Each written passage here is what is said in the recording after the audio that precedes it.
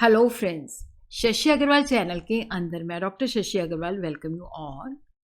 आज का जो हमारा सब्जेक्ट है वो है व्यष्टि अर्थशास्त्र और जिसके अंदर हम बहुत ही महत्वपूर्ण टॉपिक आभास लगान क्वासी रेंट जो है उसको समझेंगे। उसी तरह काफ़ी सारी जो वीडियोस हैं, काफ़ी सारे टॉपिक जो है व्यष्टि अर्थशास्त्र के, वो मैंने अपने दूसरे चैनल शशि अग्रवाल इकोनॉमिक्स तथा लॉ क्लासेस के अंदर कवर किए हैं, तो आप उस चैनल को भी देख सकते हैं। अ, अगर आपको मेरा ये प्रयास सही लगता है तो इसको लाइक कीजिए, शेयर कीजिए, कमेंट कीजिए और मेरे चैनल शशि अग्रवाल और Shashi Agrawal economics and law classes को सब्सक्राइब कीजिए। तो ये मेरी ऐप है, एडुसम ऐप है, जिसको आप गूगल प्ले स्टोर से डाउनलोड कर सकते हो। ये जो ऐप है commerce, economics and management students को काफ़ी सारा फ्री स्टडी मटेरियल और काफ़ी सारे मॉक टेस्ट प्रोवाइड करती है और उसी तरह काफ़ी सारे स्ट्रक्चर्ड कोर्सेज भी अवेलेबल हैं। व्यष्टि अर्थशास्त्र का हिंदी और इंग्लिश दोनों के अंदर कोर्स जो है यहाँ पे अवेलेबल है। तो सबसे पहले हम देखते हैं कि जो क्वासी रेंट है या आभास लगान है, इसका मतलब क्या होता है। देखो, आभास लगान की जो धारणा है इसको डॉक्टर मार्शल ने दिया है।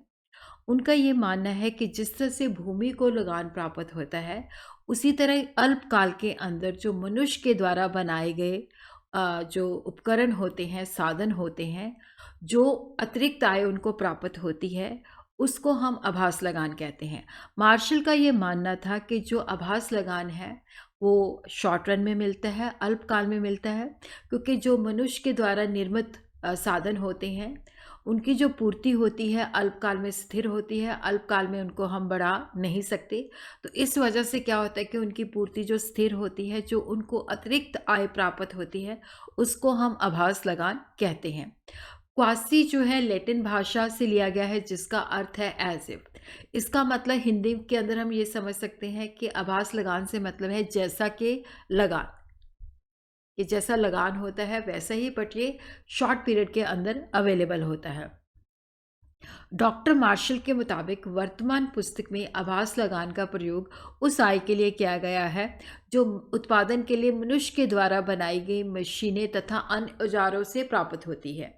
The term quasi-rent will be used in the present volume as income derived from machine and other appliances of production made by the man। देखो, जो क्वासी रेंट है ये शॉर्ट पीरियड के अंदर मिलता है और जो मनुष्य के द्वारा निर्मित साधन होती हैं, क्योंकि उनकी पूर्ति जो होती है अल्पकाल के अंदर स्थिर होती है, स्टेबल होती है, जिसको हम बढ़ा और घटा नहीं सकते।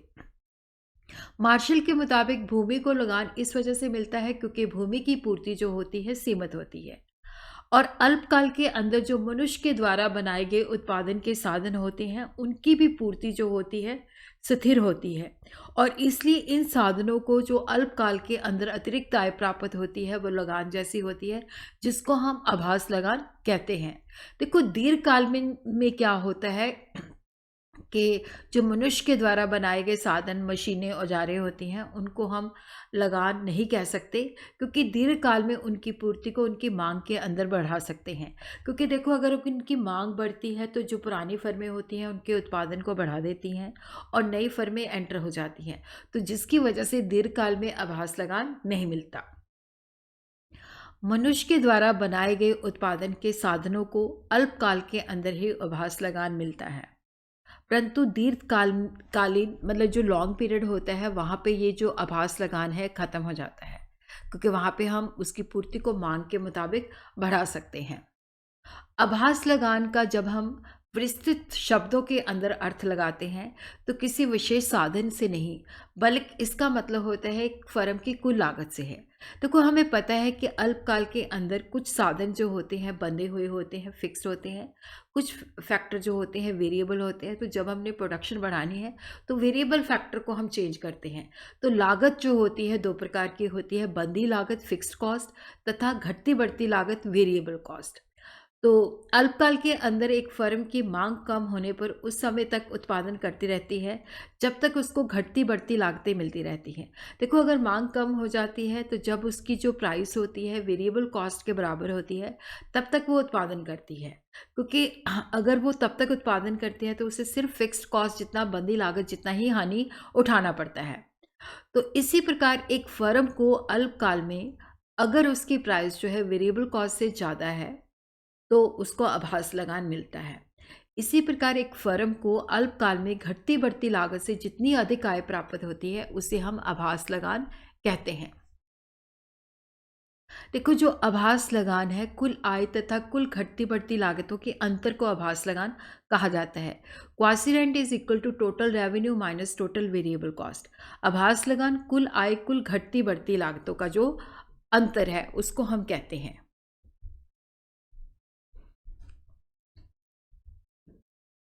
इसको हम एक एग्जाम्पल के माध्यम से समझते हैं कि जैसे कारपेट बनाने वाली मशीन है, वो दिन के अंदर 15 कारपेट बनाती है जिसकी कीमत जो है 10,000 है।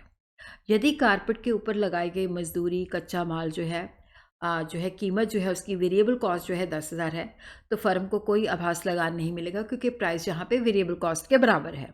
मान लीजिए अल्पकाल के अंदर क्या होता है कि कारपेटों की मांग बढ़ जाती है जिसके अंदर कीमत बढ़ के 12,000 हो जाती है, लेकिन जो कुल घटती बढ़ती लागत होती है वो 10,000 ही होती है। तो इस स्थिति के अंदर 12,000 माइनस 10,000, तो फर्म को 2,000 का आभास लगान जो है शॉर्ट पीरियड के अंदर मिलता है।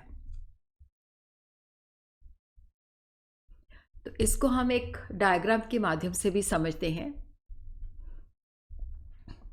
तो यहाँ पे हम आउटपुट लेते हैं और यहाँ पे हम कॉस्ट और प्राइस लेते हैं। तो हम देखते हैं कि जब जो मार्केट है उसके अंदर जब प्राइस ओपी होती है तो ये हमारा जो है वेरिएबल कॉस्ट है और ये हमारी जो है मार्जिनल कॉस्ट है जो उसके मिनिमम बिंदु से निकलती है। तो यहाँ पे उत्पादन जो होता है क्यू होता है, तो यहाँ पे कॉस्ट भी उतनी है, वेरिएबल कॉस्ट भी उतनी है, प्राइस भी उतनी है। तो फर्म को क्या है, कोई आभास लगान नहीं मिलता। और उसी तरह क्या होता है कि जब कीमत बढ़ के जो है P1 हो जाती है, तो यहाँ पे हम देखते हैं कि जो लागत है वो है Q1B और जो प्राइस है वो है Q1A। तो उसको AB के बराबर जो है आभास लगान मिलता है। उसी तरह कीमत अगर और बढ़ के P2 हो जाती है तो वहाँ पे हम देखते हैं कि जो उत्पादन है वो भी बढ़ के OQ2 हो जाता है और Q2C जो है लागत है और Q2D जो है डेट इज़ दी प्राइस। तो ये जो डिफरेंस है DC, ये जो है आभास लगान की कीमत बढ़ने से उसको DC के बराबर जो है आभास लगान मिला है। और इसकी व्याख्या हम इस तरह से लिख सकते हैं कि यदि कीमत OP है तो फर्म को कोई आभास लगान नहीं मिलता क्योंकि कीमत जो है यहाँ पे वेरिएबल कॉस्ट के बराबर है। और यदि कीमत OP1 तक बढ़ जाती है तो मात्रा OQ1 है और जो बेसिकली जो वेरिएबल कॉस्ट है वो है BQ1 और जो प्राइस है वो है AQ1। तो AB के बराबर जो है आभास लगान मिलता है। और अगर कीमत बढ़कर OP2 हो जाती है तो उत्पादन की मात्रा जो है OQ2 हो जाती है। और यहाँ पे जो डिफरेंस है, क्योंकि जो लागत है वो है CQ2 और जो प्राइस है वो है DQ2, तो DC के बराबर जो है आभास लगान मिलता है।